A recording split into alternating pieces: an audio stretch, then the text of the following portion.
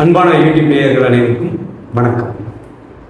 இன்றைக்கு நம்ம பார்க்கக்கூடிய பதிவு அப்படின்னு பார்த்தீங்கன்னா எல்லோருமே எதிர்பார்க்கக்கூடிய ஒரு முக்கியமான பதிவு தான். திருமண பொருத்தம் அப்படின்ற ஒரு விஷயத்தை பற்றி அன்றைக்கி நம்ம பார்க்க.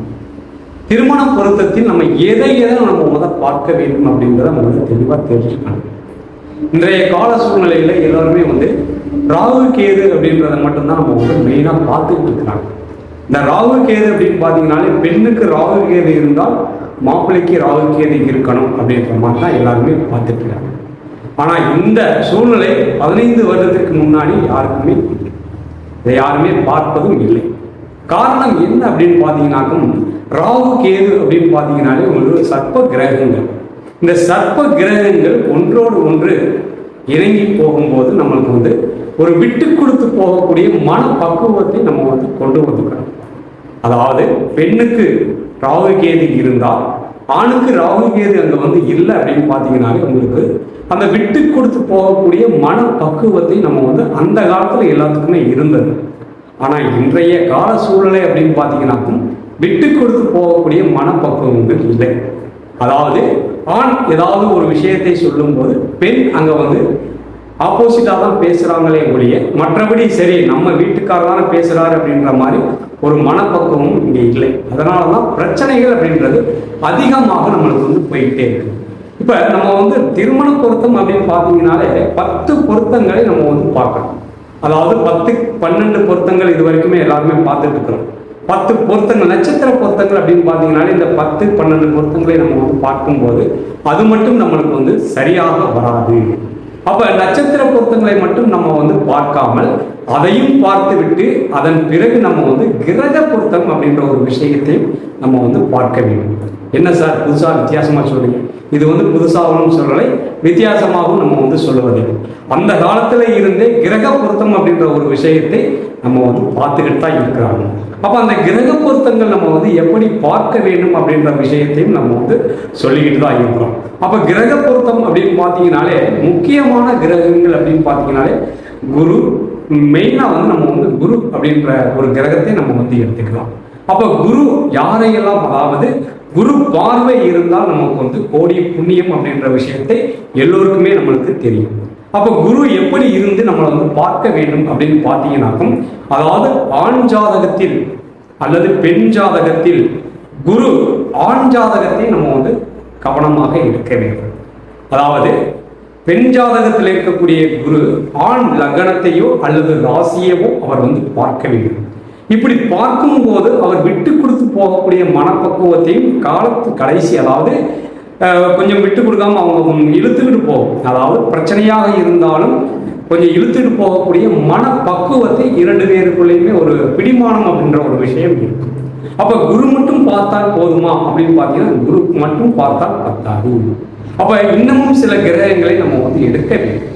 அதாவது சனி அப்படின்றவர் அது மெதுவாக போகக்கூடிய கிரகமாக இருந்தாலும் அதுவே நியாயவான். எல்லாத்துக்குமே அவர் தான் மெயின் முக்கியமாக ஒரு விஷயத்தை செய்யக்கூடியவரே இந்த சனி பகவான் தான்.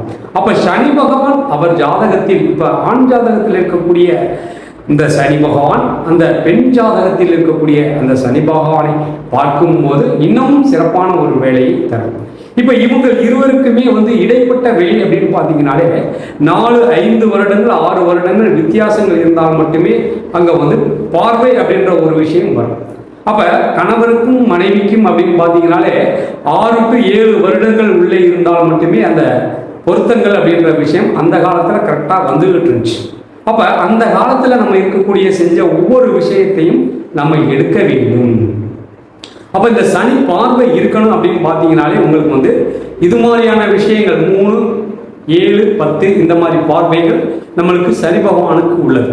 அப்போ 3, அதாவது 10ஆம் பார்வையாகவோ அல்லது 3ஆம் பார்வையாகவோ அங்கே பார்க்கும்போது அவர்கள் விட்டு கொடுத்து போய் அவர் கடைசி வரைக்கும் ஒரே மாதிரி, அதாவது கடைசி வரைக்கும் கூட இருந்து 2 பேருமே ஒரு பயணப்படக்கூடிய ஒரு சூழலை இங்கே உருவாக்கும்.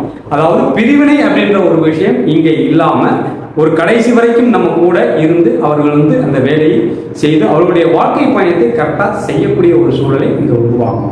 இப்படி கிரக பொருத்தம் அப்படின்ற ஒரு விஷயத்தை நம்ம எடுக்க வேண்டும். அதன் பிறகு அப்படின்னு பார்த்தீங்கன்னாலே சுக்கிரன் அப்படின்னு பார்த்தீங்கன்னாலே அனைவருக்குமே சுக்கிரன் அப்படின்னு பார்த்தீங்கன்னாலே ஒரு விஷயத்தை செய்யக்கூடிய அந்த திருமண பொருத்தத்திற்கு முக்கியமாக கவனிக்கக்கூடிய கிரகம் அப்படின்னு பார்த்தீங்கன்னாலே சூரியனும் பிளஸ் சுக்கிரனும்.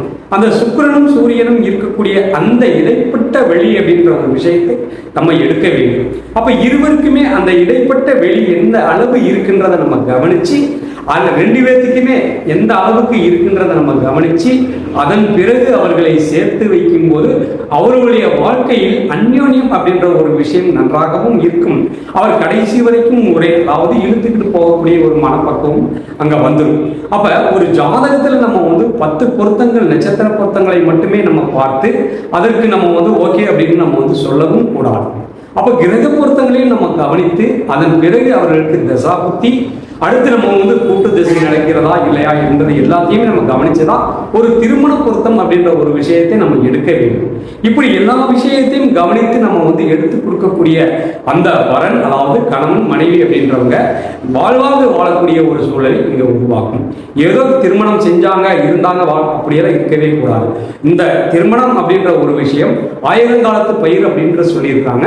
அந்த ஆயிரங்காலத்து பயிராக இருக்கிறதுனால நம்ம ஜோதிடராக இருக்கக்கூடிய நம்ம அதை கரெக்டாக நம்ம சேர்த்து அவர்களுக்கு ஒரு நல்வழி காட்ட வேண்டும் என்பதற்காக நம்ம இந்த பதிவையை நம்ம போட்டுட்டு இருக்கோம். சரிங்களா? இப்போ இந்த பதிவு எல்லாத்துக்குமே பிடிச்சிருந்தாங்க லைக் பண்ணுங்க, ஷேர் பண்ணுங்க. மீண்டும் இது போன்ற ஒரு நல்ல பதிவில் சந்திப்போம். அதுவரை உங்களிடம் விடைபெறுவது திருப்பூரிலிருந்து ராஜநிலை மற்றும் பாரம்பரியம் சொல்லிட்டு பாலமுருகேஸ்வர். நன்றி.